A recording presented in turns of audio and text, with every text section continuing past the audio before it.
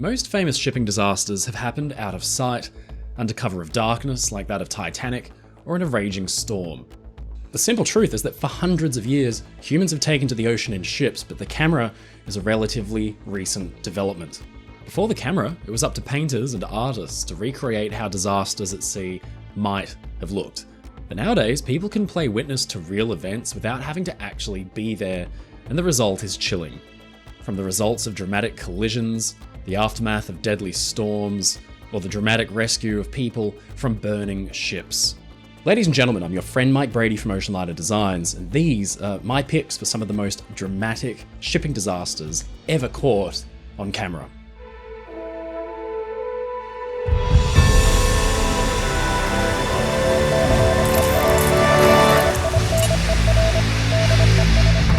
I said in a video once that as long as ships have existed, there have naturally been things for ships to run into, and obviously, one of those things is other ships. The results can be extraordinarily deadly, as we explored in our video of the Empress of Ireland, but sometimes the conditions are just right and lives can be saved.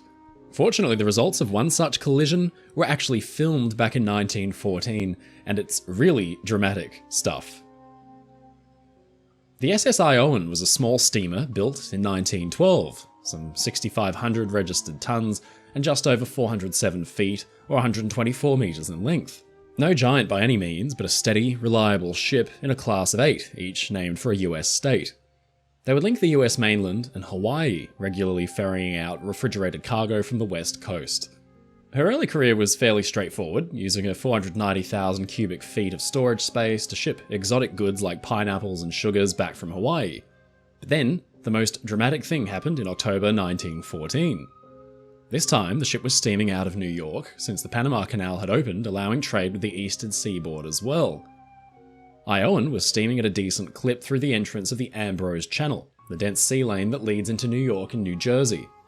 Now this is a tightly packed, busy bit of water, only 5.8 miles or 9.5 kilometers across at the entrance.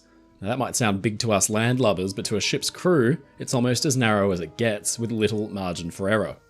You can only imagine how tough it would be to navigate if you couldn't see ahead. Well, that October day, as Iowan steamed through the channel for open ocean at speed, a dense cloud of fog had rolled in and totally obscured visibility.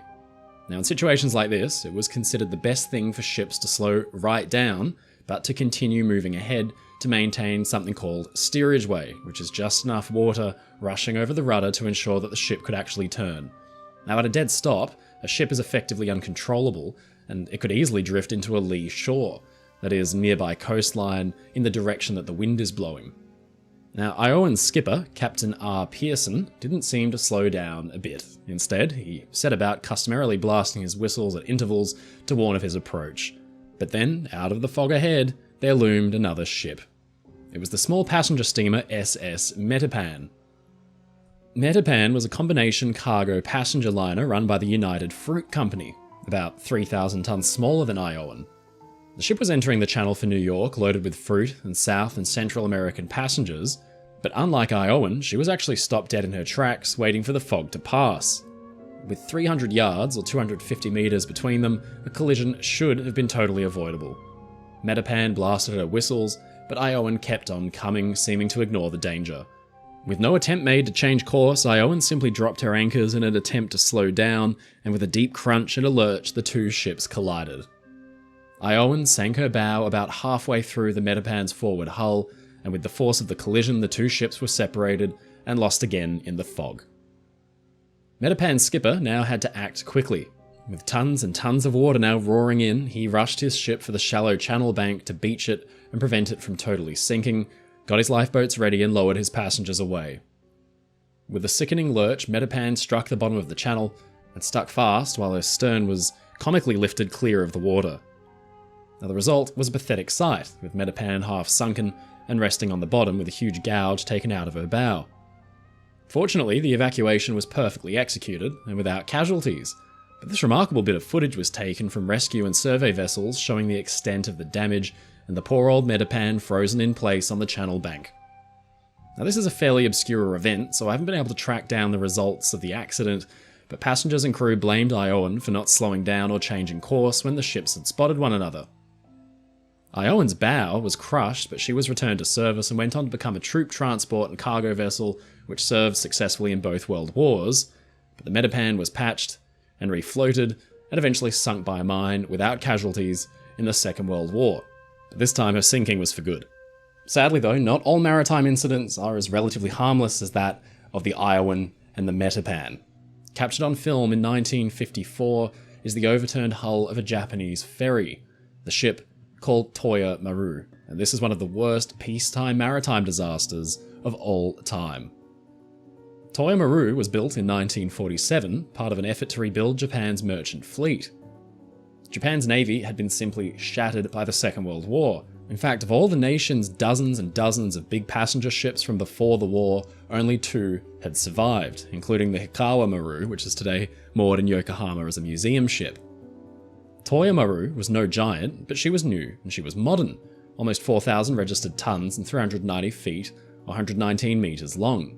Now, the ship was a ferry designed to link a railhead between Japan's 2 main islands, from Aomori and Hakodate. It was a 4.5-hour trip, 55 kilometers, or 33 miles of which would be through the Tsugaru Strait.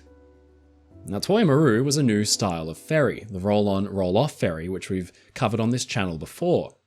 Suffice it to say, this style of ship had a bit of a troubled beginning because they relied on cars being able to drive straight into the hull, resulting in poor watertight subdivisioning, allowing easy access, and huge doors that were a natural Achilles heel in the design. Now, the Tsugaru Strait is a particularly rough bit of water, essentially an open sea, given the nickname of the woman who calls the storm. And in 1954, 7 years into Toya Maru's career, the strait would live up to that moniker with deadly accuracy. Japan's typhoons are wild, raging storms that roar in, causing devastation. But they are not short-lived events. Rather, they tend to hang and mope around, sometimes blowing over the mainland, and other times swinging wildly out to sea.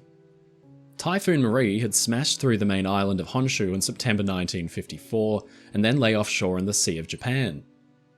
Toya Maru was maintaining her usual busy schedule, an important one given the need to link the 2 main Japanese islands, but on September 26th, her departure from Hakodate was delayed as her captain observed and predicted the path of the typhoon. It was predicted to hit the Tsugaru Strait and blow clean through sometime around 5 PM. Now, another ferry's trip was cancelled entirely, so that ship's cars and passengers were instead loaded aboard Toya Maru as well, and the ship sat waiting for a chance to cross all day. Hours later, at 5 PM, the weather had begun to clear as predicted, and Toya Maru's captain assumed the typhoon had passed safely through the area. The ferry completed loading, made steam and set off for Aomori, but tragically, Toya Maru's captain was misinformed. Typhoon Marie had somehow picked up strength and power in its time through the Sea of Japan, which was unusual. It was now an extratropical cyclone with winds howling through at incredible speeds. It hadn't cleared the strait at all, and instead it was going to remain in place an entire day. Toya Maru was going to steam right into the heart of it. Sure enough, conditions got gradually worse. With the wind picking up, the ferry's captain must have realised his mistake. Less than half an hour after leaving, he decided to wait for the typhoon to calm and anchor his ship near Hakodate port where they had just left, which was a simple enough manoeuvre in calm weather, but a tall order in a storm. The anchor didn't hold, and the ferry slipped away, drifting at the storm's mercy. Those big doors designed to allow cars conveniently into the ship now began to take on tons of water, and they would prove to be Toya Maru's undoing. Her machine space is flooded, her engines died, and she was soon completely without any power or any control. For 3 hours, the ship was battered about by wind and huge seas until she finally came to rest at 10:30 PM, aground off Nanae Beach, only 4 kilometers, or just shy of 3 miles backwards from where she'd set out hours earlier. With monstrous, strong waves battering the ship's hull, the danger was plain. Although the town of Hakodate was agonizingly close by, the shore was just 100 meters away, the ship was stuck in the shallows and gradually being thrown over onto her side. Just 15 minutes or so after grounding, Toya Maru was capsized and flooded quickly.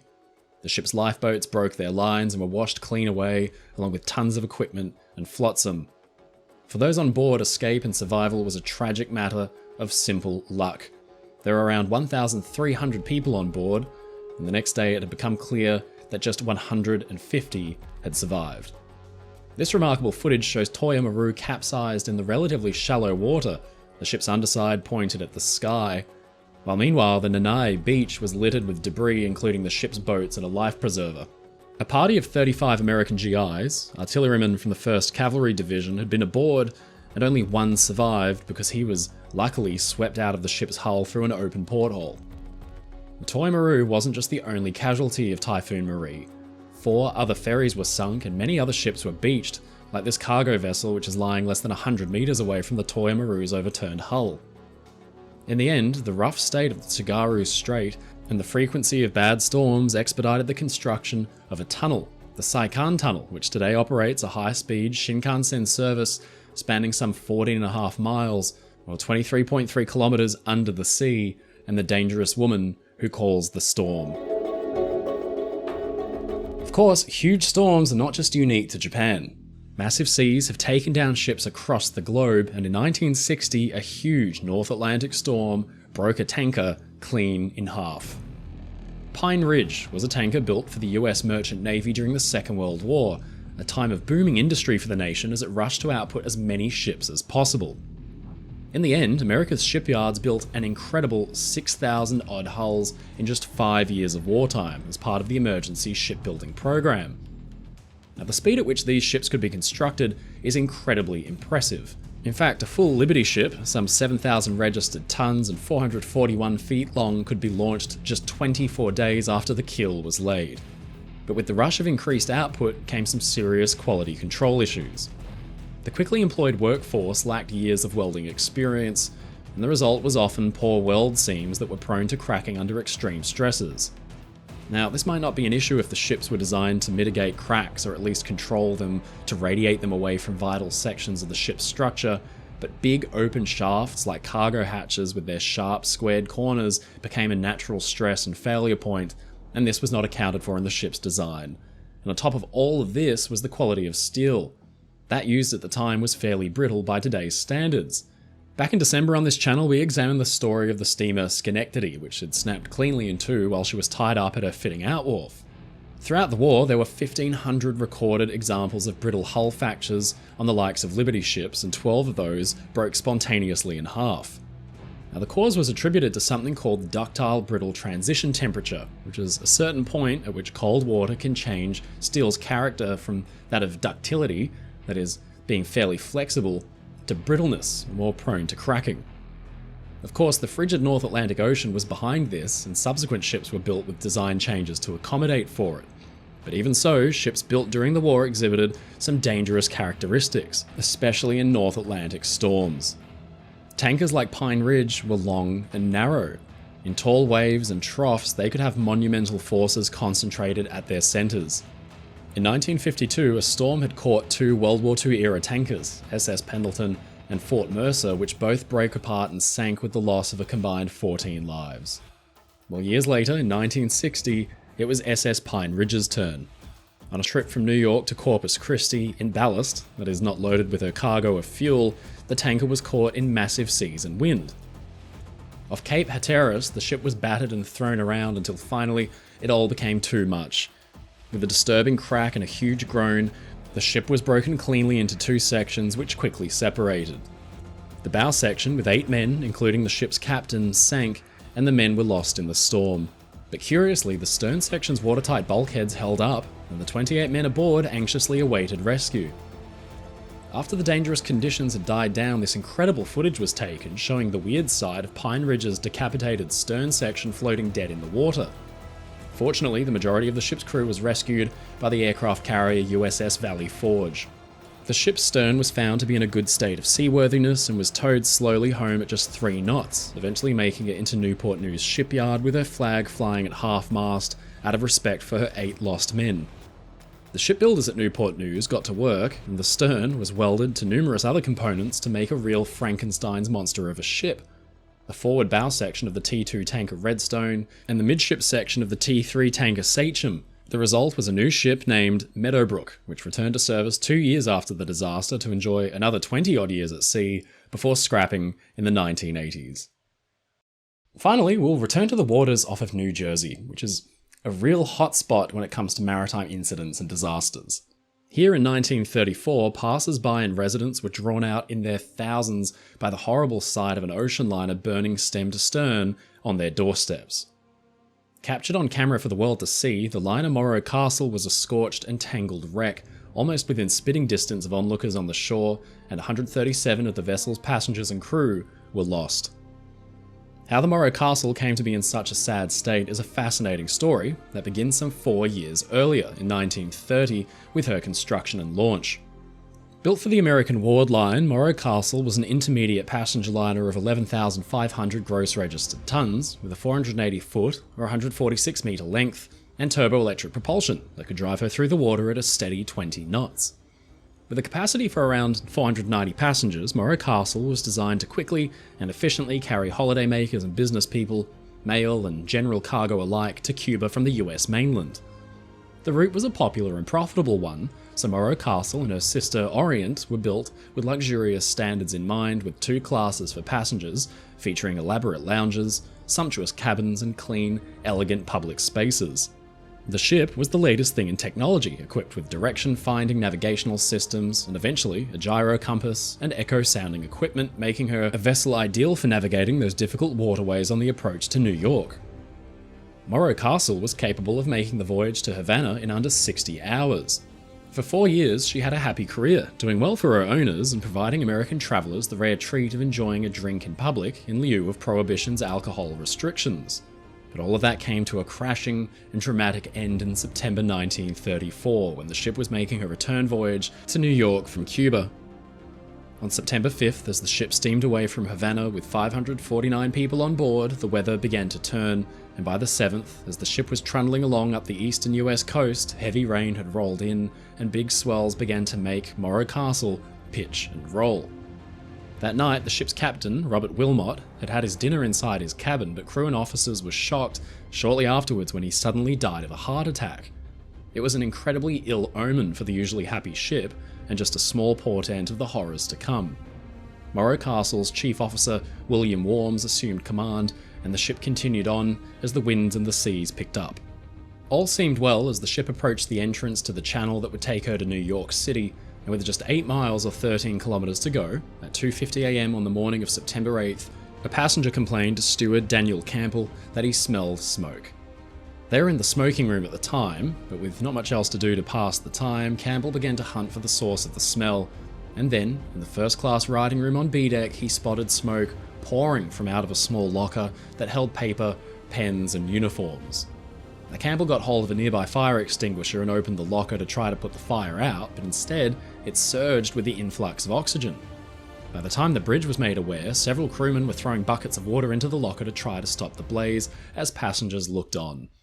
Alarmingly, the flames began to flicker down, out of the locker, and onto the carpet and the lush drapes of the writing room, rising up to the ceiling and beginning to rage out of control. Soon after, the room had to be evacuated, and as crewmen struggled with a fire hose and hydrant, the fire raged white hot. They couldn't know it at the time, but it was being fanned by the ship's comprehensive ventilation system, usually a blessing for ships operating in hot tropical climates, but up top, where the wind and heavy seas were raging, huge volumes of fresh air were being vented down to fan the flames. Morro Castle's elegant wood panels and sumptuous furnishings were gobbled up by the fire as it quickly spread, and by the time an indicator panel on the bridge lit up to show the presence of flames, it was already too late. As the fire spread throughout the ship, crews at fire hydrants and hoses were dismayed when their water pressure vanished because the system was overwhelmed by the sheer number of hoses in operation at the same time. With the ship burning out from under his feet, acting Captain Worms knew that he only had a little time to act. He wanted to beach his ship on the nearby Jersey shore, but soon the main switchboards throughout the vessel had been burnt out and the power cut out completely. Then the lines leading the ship's wheel and telemotor to the steering gear and rudders were burnt, and all control over the vessel and the huge swell was lost as well. Now lit brightly like a beacon in the dark, Morro Castle drifted and burned as passengers and crew desperately tried to get lifeboats over the side and away. Only 6 of her 12 boats could be launched against the terrible listing and rolling of the ship in those huge seas. The next day, at about 7:30 p.m, New Jersey residents were stunned to see the hulk of Morro Castle wash up on their doorstep, still smouldering in the darkening evening light. The ship had burned completely through with such incredible speed that passengers had become cut off from escape and were forced to make a terrible decision: burn or jump. Swimming in those conditions was a near impossibility, but still, passengers and crew were forced to jump for their lives, leaving whatever clothes or possessions they had at the ship's stern railing. Morro Castle loomed large over the Asbury Park beach, and she smoked and hissed as the fire continued to glow hot. 135 passengers and crew were lost in the disaster from the complement of 549, a toll which could have been far higher were it not for a rescue effort from a handful of passenger ships and smaller boats which braved the big swells. This incredible footage was shot from the nearby town of Asbury Park, where the Morro Castle had beached herself. Thousands came out to see her, and camera crews captured terrifying footage of the charred corpse of this once proud ship. Now, Morro Castle deserves a much bigger and more comprehensive retelling, something I'm keen to do on this channel in the future. Suffice it to say, the subsequent inquiries and investigations have sparked well-founded conjecture and conspiracy theories ever since. How exactly a fire came to break out inside a locked cupboard in the middle of the night was, and still is, unknown, but the fire was eventually dismissed as something of an act of God. William Worms, the chief officer, and others were charged with negligence, but they had their charges thrown out on appeal. The details surrounding the events leading up to the fire, the captain's untimely and unexpected death, and the outbreak itself are murky and very ominous. Captain Wilmot had died after eating his dinner and complaining of stomach pains, but he'd also supposedly claimed earlier that some unnamed person on board the ship had meant him harm. Chief radio operator George Rogers was hailed as a hero of the disaster. He told investigators that his assistant was the likely culprit, but with a lack of evidence, the investigation met a dead end. Shockingly, years later, Rogers was involved in a bizarre plot when his commanding officer, Lieutenant Vincent Doyle, was blown up by a mysterious package.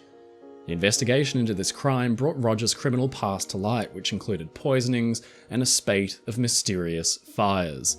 Now, Rogers got a 20-year sentence for the attack on Doyle, who survived, albeit with permanent disabilities, but he only served 4 years. He was later found guilty of the bludgeoning murder of an elderly couple, and he died in prison. Doyle maintained for years that he thought Rogers had set the fire aboard Morro Castle. Today, many think that Rogers was behind the Morro Castle's loss, but the fact is that all evidence was destroyed by the fire itself as it swept through the ship, fueled by that highly flammable interior decor, the glued timber and the shiny wooden veneers. The crew's handling of the fire was found to be incompetent, and it's largely to blame for the number of lives lost, although, in their defense, the outbreak of a blaze, in the middle of a storm at sea in the dead of night, is a difficult set of circumstances to work with. The idea of arson on the part of Rogers is an attractive one, but a former engineer also put forward the theory that the blaze was the result of overheated uptakes, those large pipes that funnel smoke from out of the ship's boilers and into the tall funnels. With the rush of fresh air thanks to the storm, it was, he thought, likely that the uptakes had overheated and glowed red hot, that the cabinet in the writing room was just close enough nearby to the uptakes and the fire was caused by the transfer of heat. Whatever the case may be, the Morro Castle remains as one of the most dramatic shipping disasters to take place off the US coast, and the remarkable image of the towering ship burned through looming high over the New Jersey beach is one that is difficult to forget.